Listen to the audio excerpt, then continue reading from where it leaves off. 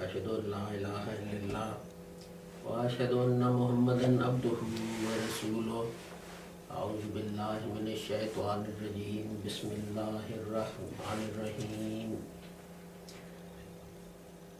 We have a brief, what started off as being thus of the Holy Quran, but has since changed shape and form, and many topics have been covered in this short speech. Today I want to read something to you from the Times. It's a leading article which was printed on Saturday, the 7th of November this year. And the reason that I want to read this out to you is that there is generally an objection that is raised against the Ahmadi Jamaat, that while the British were in India, we supported the British. And it is as if Ahmadi Jamaat or Ahmadiyya movement was the cause of the Muslims leaving their empire in India, and we were instrumental in the British becoming rulers of India and remaining rulers of India. While Hazrat Mirza Sahib supported the British, but that was mainly because British took over the running of what is now Punjab, both in India and Pakistan, from the Sikhs. And under the Sikh rule, Muslims were treated extremely badly.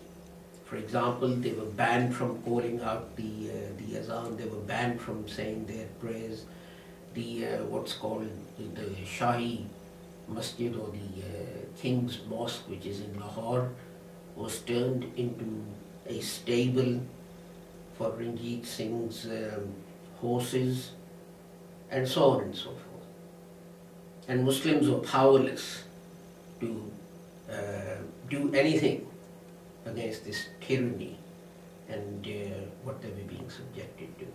So when the British defeated the Sikhs and took over that area, in fact, although it was called the Punjab, it was a much bigger area.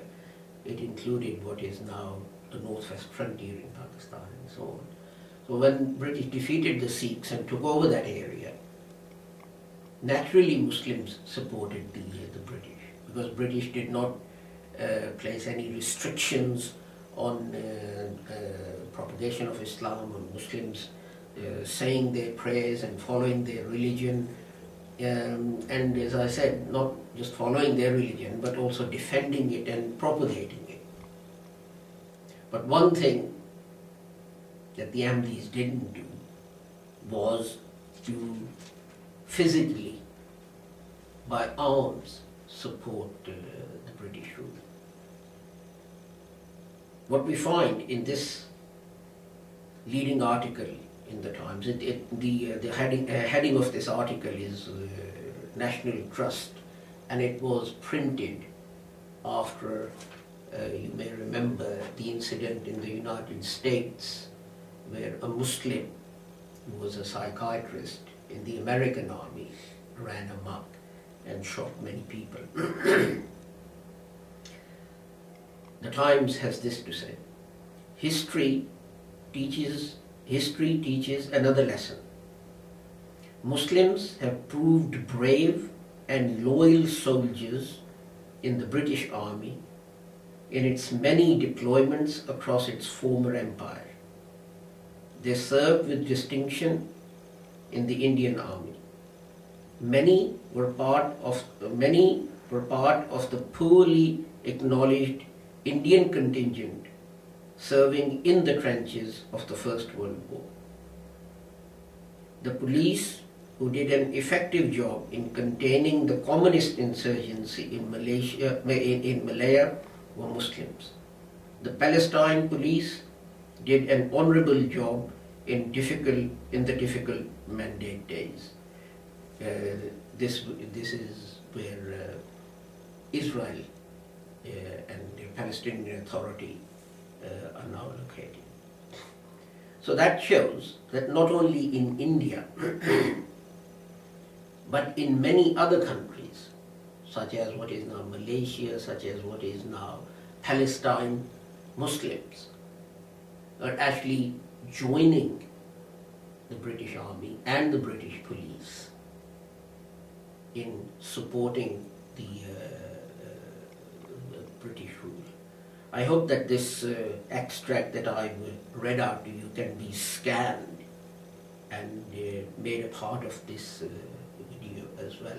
What I'm trying to point out is this, that it is sad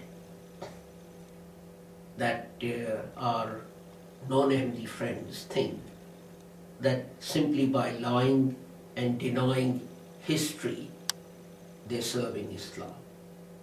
All these things happened in a particular context.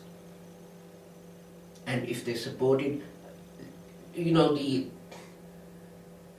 you look at the website for Islamic Cultural Center, it acknowledges the fact that that land was given to the Muslims in return for their services for the British in the Second World War.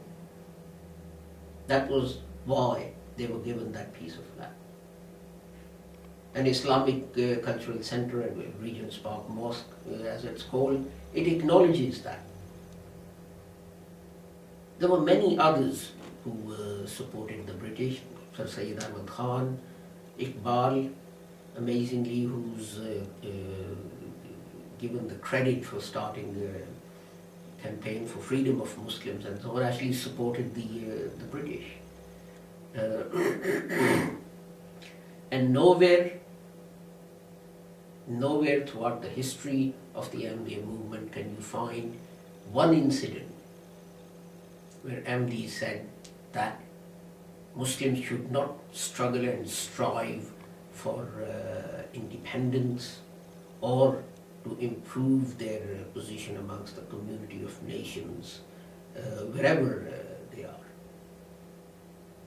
To say, I'll give you an example. I don't indulge in politics, but the parallel is interesting. China is ruled by communists. Communists are generally atheists.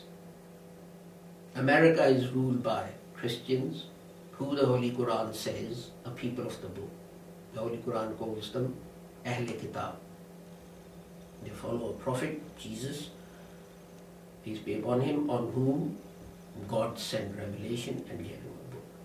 Now, Muslims in Pakistan prefer an alliance and support of atheist China to the support from Americans who are people of the book. Why? Why is that?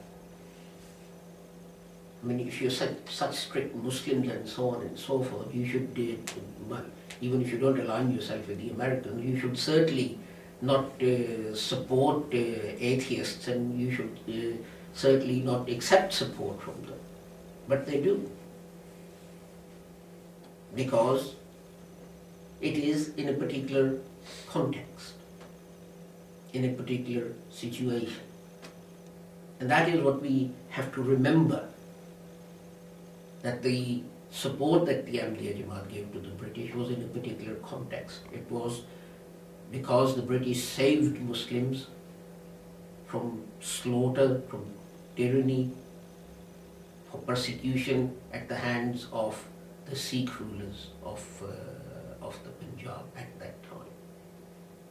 But at no time did Hazrat Sahib or the Ahmadiyya Jamaat say that Muslims should remain under British rule all the time. And in fact, if you read Pailam-e-Salah and and the literature of the time, you will see how strongly Maulana Muhammad Ali supported Muhammad Ali Jinnah and leaders of Muslim League who were struggling for establishment of not only an independent India but also an independent Pakistan. So I'll finish now, and hopefully we'll have more next week.